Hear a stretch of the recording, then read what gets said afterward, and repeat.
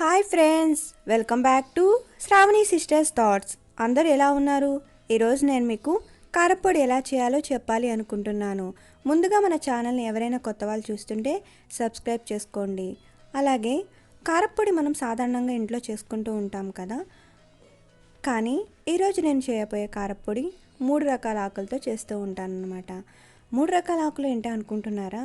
ఒకటి కొండపిండి ఆకు. కొండపిండి ఆకు కోసం మీకు ఆల్రెడీ వీడియో చేశాను. ఆ వీడియో ఎవరైనా చూడకపోతే లింక్ డిస్క్రిప్షన్లో ఇస్తాను, చూడండి.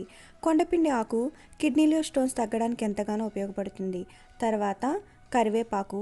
కరివేపాకు కోసం మీకు తెలుసు, ఆరోగ్యానికి చాలా మంచిది. దీన్ని తీసుకోవడం వల్ల హెయిర్ గ్రోత్ అవుతుంది, అలాగే కళ్ళకు కూడా చాలా మంచిది. తర్వాత మునగాకు. మునగాకు అనేది మన ఆరోగ్యానికి ఎంతో మేలు చేస్తుంది. రెగ్యులర్గా మునగాకు తీసుకోవడం వల్ల కంటి సమస్యలను తగ్గిస్తుంది. సో ఈ 3 రకాల ఆకులతో కలిపి ఈరోజు కారప్పొడి చేయాలనుకుంటున్నాము.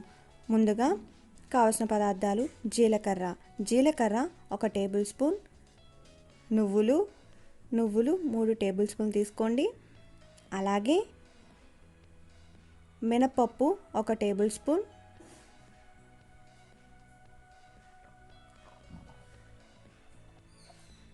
ఎండుమిరపకాయలు 50 గ్రాములు, ధనియాలు 100 గ్రాములు, చింతపండు కొద్దిగా తీసుకోండి, నేను చూపించాను కదా అంత తీసుకుంటే సరిపోతుంది. అలాగే ఒక వెల్లుల్లిగడ్డ తీసుకుంటే సరిపోతుంది. ఇప్పుడు స్టవ్ ఆన్ చేసుకుని పాన్ పెట్టుకుని మునగాకు వేసుకుని ఫ్రై చేసుకోవాలి. ఆయిల్ వేసుకోకుండా ఫ్రై చేసుకోవాలి. తర్వాత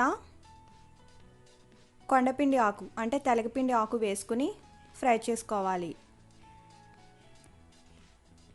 ఇలా 3 ఆకులని సెపరేట్గా ఫ్రై చేసుకోవాలి.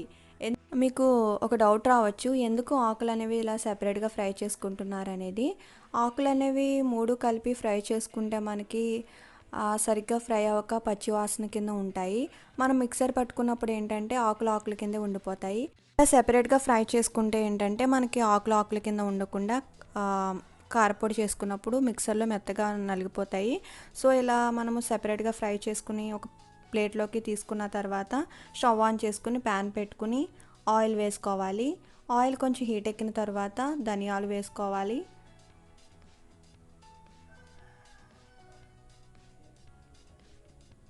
మినపప్పు వేసుకుని మనం కొంచెం ఫ్రై చేసుకోవాలి. అలా ఫ్రై అయిన తర్వాత ఏంటంటే మనం నువ్వులు తీసుకున్నాం కదా, నువ్వులు జీలకర్ర వేసుకుని ఫ్రై చేసుకోవాలి. కొంచెం ఫ్రై అయిన తర్వాత ఎండుమిరపకాయలు కూడా వేసుకుని ఫ్రై చేసుకోవాలి. ఇప్పుడు ఇందాక మనం ఫ్రై చేసి పెట్టుకున్నాం కదా, ఆకుల్ని తీసుకుని వేసుకోవాలి. ఇలా కొంచెం సేపు ఫ్రై అవ్వనివ్వాలి. దీనిలో సరిపడా ఉప్పు వేసుకోండి.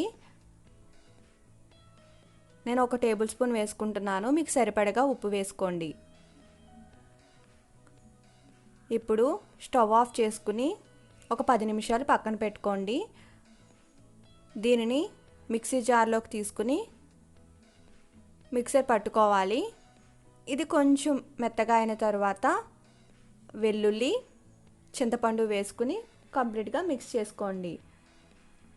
అంతే, కారప్పొడి రెడీ. ఇది టిఫిన్లో కానీ రైస్లో కానీ చాలా బాగుంటుంది. దీని స్పెషల్ ఏంటంటే మనకి రుచితో పాటు ఆరోగ్యానికి కూడా చాలా మంచిది. ఇందులో నువ్వులు వేసాము, అలాగే 3 రకాల ఆకులు వేసాం కదా, ఆకులు కూడా ఆరోగ్యానికి చాలా మంచిది. ఈ వీడియో మీకు నచ్చినట్లయితే లైక్ చేయండి, షేర్ చేయండి, సబ్స్క్రైబ్ చేయండి. Thanks for watching.